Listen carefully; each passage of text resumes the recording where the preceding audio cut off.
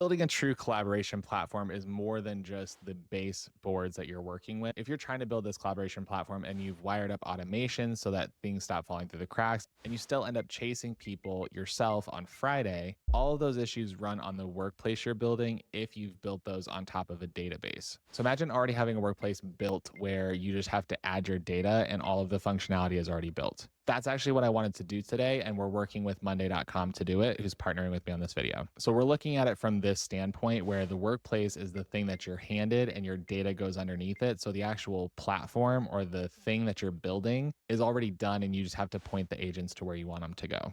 First, let's talk about Airtable, because Airtable is a lot of what people are currently using. It has linked records, it has rollups, it has lookups, all of that included on the free plan, which is awesome. And you can build an interface on it, you can build a dashboard inside of it. But the thing is, you still have to build all of that on top of the actual database. So you can do things like designing the tables, you can build the interface, and you can decide which view that each of your team members get. And inevitably, when you get past the first base and you have to do more than that, you have to end up joining between jobs and end up pulling your dashboards, and then joining those dashboards becomes a larger job in itself because each dashboard group draws from a single table and the interface it sits in belongs to one base, which none of that is the fault of the database. It's just what happens when you use that database as a workplace and all of a sudden you have to scale up and pay a lot more because you need all that extra functionality to run your workplaces over your database. So let's talk about redoing that with a system like Monday.com. And migrating over from Airtable to Monday.com is a super easy process. They have guides that can help you, but also a lot of this information is stuff that you can just carry over directly. So very simple to migrate this over. Okay, let's actually look at what these workplaces look like because I want to show you how to do some automation. So I have my main workspace set up here. If I go into my first project, obviously you can build as many as you want, but this is just a very basic look. So if you open, like, let's say the project management feature of Monday.com, this is kind of what you'll see.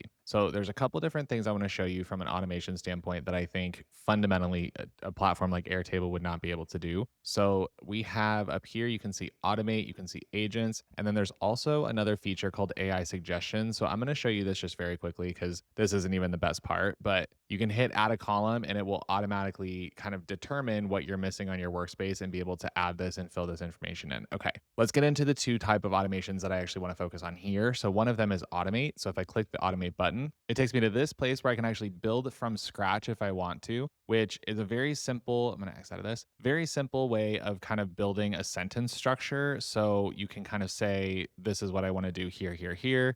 You could do it by time period. So you also have templates here. You have recommendations. I'm actually going to go into some of them that I've already created. So you can see here. So the automation I have set up here, I actually have two, but the one I want to talk about is this one up here. So we can specifically change the level of importance. So if something is, let's say, critically important or minor important, when there's a specific due date that changes, that doesn't fit what I need it to be, like, so let's say the due date is slips or falls or whatever, then I can do specific instructions that allow for the priority to shift or for someone to be notified or something like that. So there's a lot of flexibility in terms of what you can do with these, and you can link into different MCPs or different integrations that we have here. What's really cool about these AI powered automations is there's so many that you can do, but in order to create one, you really just have to type one simple sentence. So let's go into the second form of AI, which is actually their agents. And I'm kind of obsessed with their agents, but let's look at this really quickly. So we have this ability here where you can type in specific things that you want. If you wanted your agent to, let's say, run a project or be a risk manager or status reporter or team scheduler or whatever. If you wanted to write one out, you could. You also have these abilities to go down here. Now, agents, broadly speaking, are only as impactful as the resources that you give them. So the fact that all of these are very specialized agents, I think is incredible. So if we click into here, for every channel you post on. Thanks, Kelly. A lot of different things. Let me just show you what this looks like on the interface. You can obviously change their icons. You can customize. I do like that you can name them because it kind of keeps it interesting, or you're able to understand kind of what their job is. So once we jump into an actual agent, and these agents will run across your workspace, but you can have them specific if you want them to function only within the workspace that you're working in.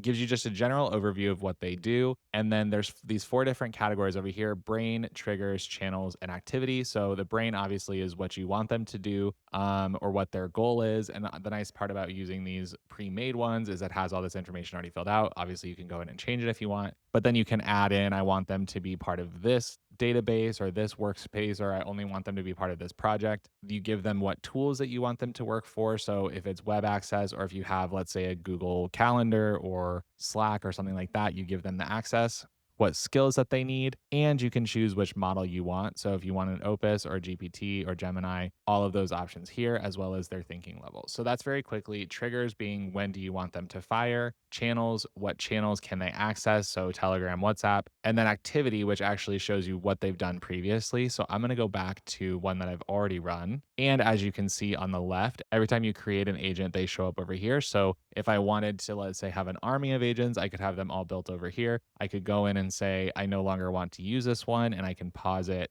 no problem. So I can go just like that and I can pause it. But let's run this agent just so you can see these agents. Typically, if you set them up with triggers in your workspace, so if I wanted to say add a trigger for every, let's say every morning at 9:30, I want this to run. So let's say for this specific agent, we're going to say that we are creating a shoe brand and launching to millennials. And then we'll have this agent run so you can actually, it'll generate ad creative, etc. When this agent runs, I can have it put its information actually in the specific channel that we're working in. So this project that I have here, I can have it connect to that specific folder and make sure to be able to connect everything. And one other thing I want to show you very quickly is something that Airtable is actually not able to do that I think is really cool that Monday is able to. So we have one board here so far, and typically with Airtable, you really only you can have multiple boards, but dashboard reporting wise, you're not able to have more than one. Like it doesn't tie them together. So in this instance, I'm going to say we're going to create a board, let's say just randomly, so I can show you for the sake of this. Okay, so I put this board, I mean, I literally just created this, so this could be wrong, it could be right, but kind of cool that it sets it up so quick. Okay, so I'm going to rearrange those just because I'm OCD like that. So I have these boards here. I'm actually going to go into my dashboard reporting, and you're able to connect more than one board to specific reporting. And on top of it, you can obviously decide what you want the dashboards to look like. You can actually have these agents, you can set up an agent to run your reporting for your dashboards and kind of scrub the information, pull out what's relevant, and give you the insights straight to your email or your Slack or whatever, which I think is super cool. And obviously, you can manage who is seeing this, when they're seeing it, whatever. So if you're hitting your limits with Airtable and you're looking for something a little bit more flexible or able to kind of help you grow more efficiently, Monday.com has the workplace already set up, and all you have to do is import your data. And if you are trying to figure this out, you can always try the free trial instead of migrating everything over right away. So you can copy 1 week across, put 2 boards and a dashboard on top of it, and then take it into your Monday meeting just to see if it's something that you can use. Because when you take your data into that meeting,